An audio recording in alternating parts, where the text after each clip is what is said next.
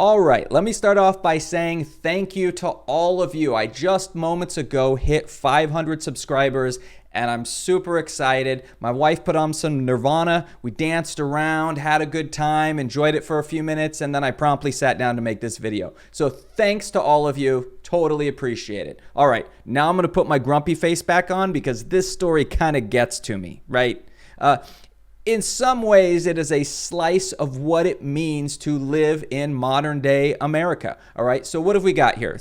Headline says, Uber CEO says its service will probably shut down temporarily in California if it's forced to classify drivers as employees. What does that mean? Because when you first read it, you go, Uber doesn't classify its drivers as employees? Isn't that the whole business, is literally the drivers? Like if the drivers didn't show up to work tomorrow, what part of Uber would function properly? None of it. No revenue would be made at all without the drivers.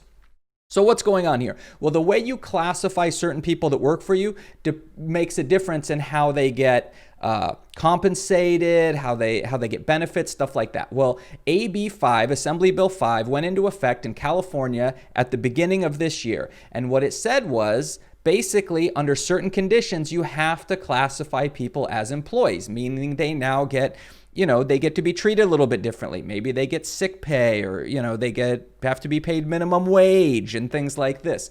So obviously Uber and Lyft, they don't like this.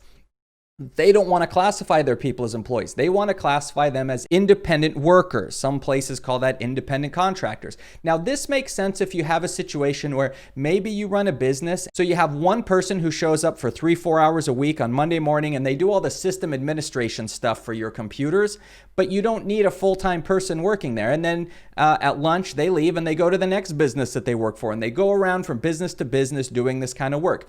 That person would not necessarily be considered your employee. They're more like an independent worker, or some places an independent contractor. So then you don't have to give that person like sick days and stuff like that because they're barely working for you. It's pretty clear to see that if you drive for Uber, you are the whole business. If you take away the drivers, there is nothing left to the business except for the rich people at the top that are saying, wait, where are my billions? Why aren't my billions of dollars flowing into me? Oh, it's because of these workers that definitely aren't employees? Yeah, that's messed up. Okay, so Uber, Lyft, and a couple of these services have banded together and spent over $100 million promoting Proposition 22 to get that on the ballot to try to trick the people of California to say that, oh, we don't have to classify Uber drivers as employees, right? So that way we can keep making sure that we don't pay them minimum wage, that they don't get days off, they don't get any kind of benefits of any kind, all that kind of stuff. Okay, so that the people at the top can keep making their money, but the workers at the bottom don't get to partake in any of that. Okay, so you notice that number I threw out there, $100 million. They have $100 million to spend on lobbying, but they don't have the money to take care of their workers who definitely are not employees. You see how this works? You could just pay the employees properly.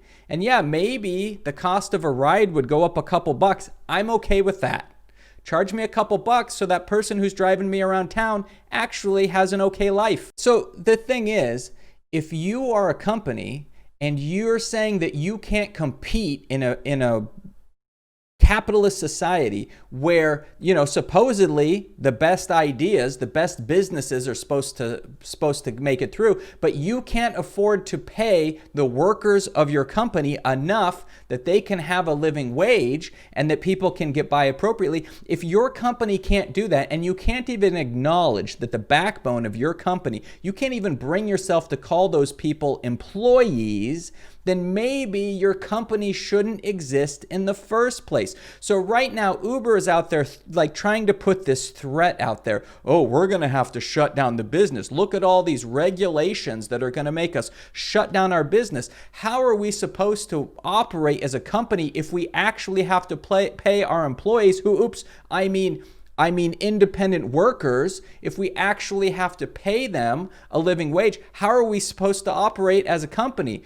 And I say, maybe you don't. Maybe you don't need to operate as a company. If you can't pay your employees the proper amount, I don't need you. I don't need you operating, right? So either hike up your prices a couple bucks and pay your people properly and give them some benefits, and when they get sick, they get a day off. I am much more comfortable knowing that you gave that person the day off rather than making them drive me around where I might catch their illness. Give them a day off, okay? So, to Uber, to Lyft, to the rest of you, if you can't acknowledge that these workers are important and that they are actually employees, I don't want you to exist. I don't want you to be a company. So good, I'm in California, shut it down here. That's fine. Basically what they're trying to do is leverage us and show us how hard it is to get by without Uber and Lyft. So when this is on the ballot in November, we better all make sure that they can keep taking advantage of their employees. Right? And then here's the argument they come back with. They say, well, we've asked our employees and they want us to keep doing this. Yeah, because if you go into a sweatshop in Thailand where these women are sewing dresses all day long and you give them the choice of, hey, do you want to come back tomorrow and work, or do you want us to shut the factory down and not have any job at all? Of course they're going to say, I want to come back tomorrow, because you've put people in that position where they rely on you and they know that they can either take the scraps and the crumbs that you give them, or they can have nothing at all. They're going to choose scraps and crumbs. That's not a reason for saying that you should get to operate in an unethical manner. Okay? So get it together, Uber, Lyft. We don't need you. Okay? All right. That was a little frustrating, but again, super great. Glad to have hit 500. Thanks to every one of you who helped me get to 500 subscribers. I can't wait to get more, but thank you to all of you. I appreciate it so much. I'm having a great time on Twitch, streaming on a regular basis, still streaming Saturday night, 6 p.m. Pacific on YouTube, but I'm also having a blast on Twitch. Head on over there, check me out. And again, thanks. I appreciate it so much to all of you, and we will see you in the future. Huh.